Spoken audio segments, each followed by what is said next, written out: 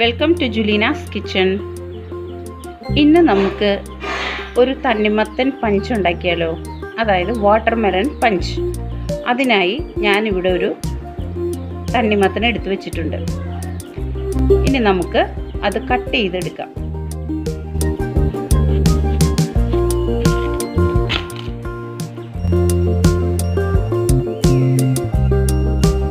ആദ്യം നമുക്ക് watermelon balls ഉണ്ടാക്കാം. അതിനായി ഒരു സ്കൂപ്പർ ഉപയോഗിച്ച് നമുക്കിങ്ങനെ സ്കൂപ്പ് ചെയ്തെടുക്കാം.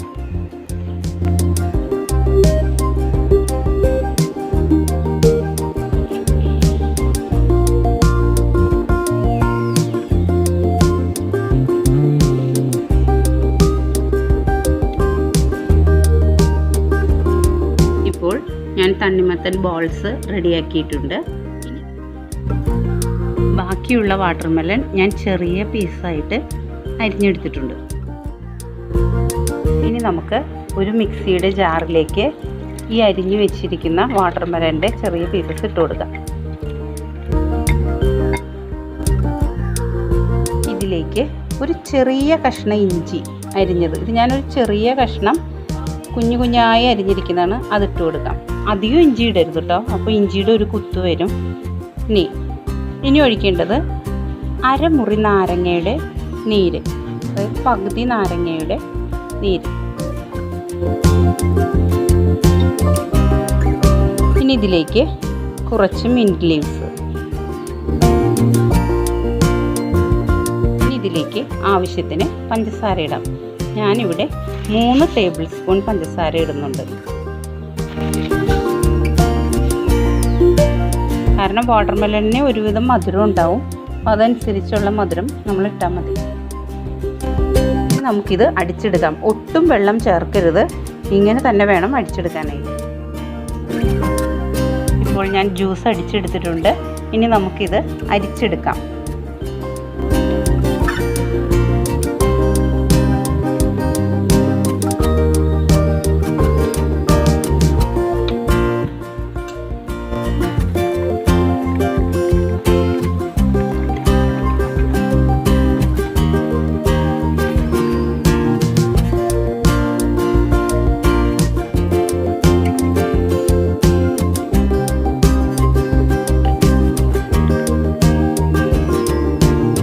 ജ്യൂസ് അരിച്ചെടുത്തു കഴിഞ്ഞു.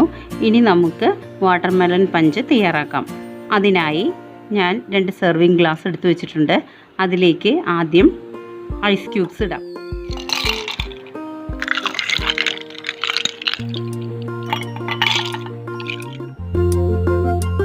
ഇതിലേക്ക് നമുക്ക് ജ്യൂസ് പകുതി ഒഴിക്കാം.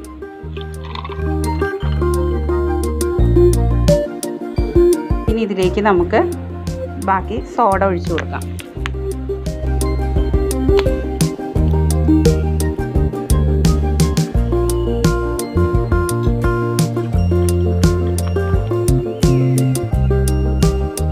ഇനി നമ്മൾ എടുത്തു വെച്ചിരിക്കുന്ന ബോൾസ് ഉണ്ടല്ലോ വാട്ടർമെലൻ്റെ, അത് ഇതിലേക്ക് ഇട്ട് കൊടുക്കാം.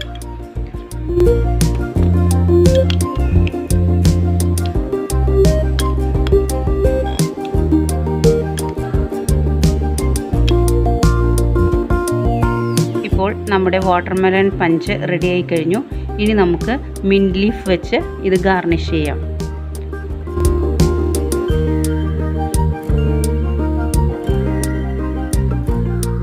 അങ്ങനെ നമുക്ക് വളരെ കൂളിംഗ് തരുന്ന വാട്ടർമെലൺ പഞ്ച് ഇവിടെ റെഡി ആയിട്ടുണ്ട്. നിങ്ങൾക്ക് എല്ലാവർക്കും ഇത് ഇഷ്ടമായിട്ടുണ്ടാവുമെന്ന് വിശ്വസിക്കുന്നു. മറ്റൊരു റെസിപ്പിയുമായി നമുക്ക് വീണ്ടും കാണാം. Thank you.